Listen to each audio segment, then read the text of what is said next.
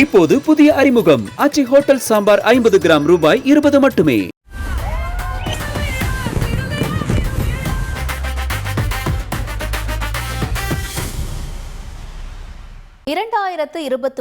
சட்டப்பேரவை தேர்தலில் காங்கிரஸ் வசமாக்கிய மயிலாடுதுறை தொகுதி நிலவரம் என்ன? அங்கிருக்கும் மக்களோட எதிர்பார்ப்புகள் என்னென்ன விரைவா பார்க்கலாம். மக்களே, உங்க தொகுதி பத்தி கொஞ்சம் தெரிஞ்சுக்கோங்க.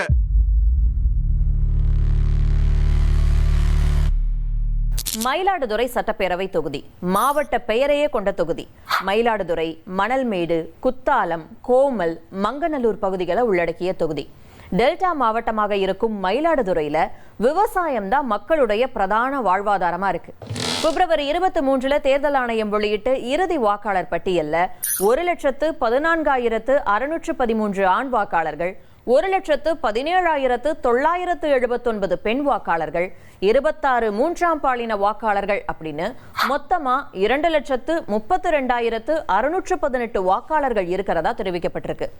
1967 தேர்தலை சந்திச்சுட்டு வர இந்த தொகுதியில அதிகபட்சமா திமுக 6 முறை ஜெயிச்சிருக்கு, காங்கிரஸ் 3 முறையும், அதிமுக 2 முறையும், தமிழ் மாநில காங்கிரஸ், பாஜக, தேமுதிக தலா 1 முறையும் வெற்றியை வசமாக்கியிருக்காங்க.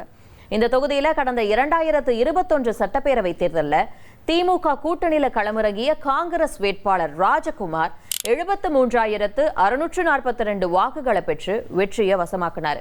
அவருக்கு போட்டியா அதிமுக கூட்டணியில களமிறங்கிய பாமக வேட்பாளர் பழனிசாமி 70,900 வாக்குகளை வாங்கி தோற்றாரு. 2,742 வாக்குகள் வித்தியாசத்துல பாமக வெற்றியை கை நழுவ விட்டது. கடும் போட்டியில 2016 தேர்தல்ல அதிமுக வென்ற தொகுதியை கடந்த தேர்தல்ல அதிமுக கூட்டணி இழந்துச்சு. இப்போ தேர்தல் நெருங்க மயிலாடுதுறை தொகுதி மக்களோட எதிர்பார்ப்புகள் என்னவா இருக்கு அப்படிங்கிறத கேட்கலாம்.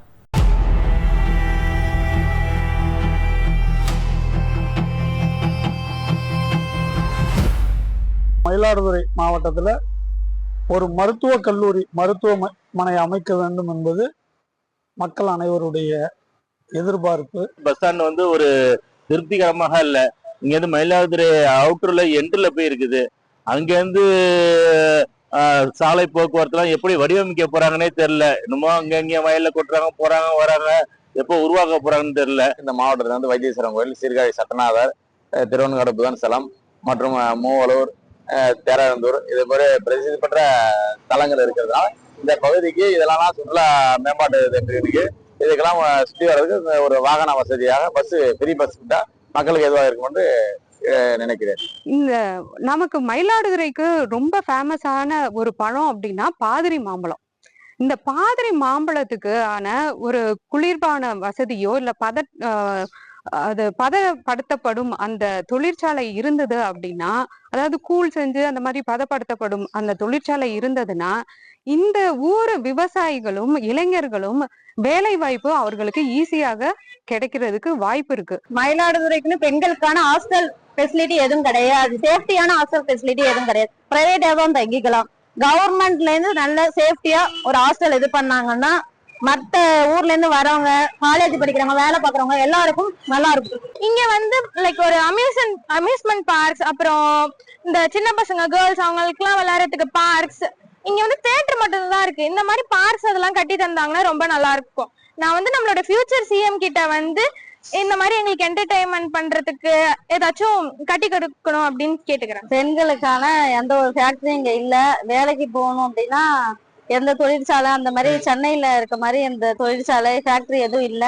அந்த மாதிரி ஏதாவது பண்ணி கொடுத்தீங்கன்னா பெண்களுக்கு எல்லாருக்கும் யூஸ்ஃபுல்லா இருக்கும். வேலைக்கு போகணும் அப்படின்னா வீட்டு வேலைக்கு போற மாதிரி தான் இருக்கு. ஏதாவது ஃபேக்டரினா எங்களுக்கு யூஸ்ஃபுல்லா இருக்கும் சார். மயிலாடுதுறை மாவட்டத்துல சம்பந்தமான மருத்துவ வசதி, கிராமப்புறத்துல இருக்கிற அனைவருக்கும் மருத்துவ வசதி சென்று சேரணுங்கிறதுனால கிராமத்தில் இருக்கிற அனைத்து மருத்துவமனையிலையும் 24 மணி நேரமும் மருத்துவ வசதி, டாக்டர்கள் கொண்ட மருத்துவ குழு இருந்தா கிராமப்புற மக்கள் பயனடைவாங்க.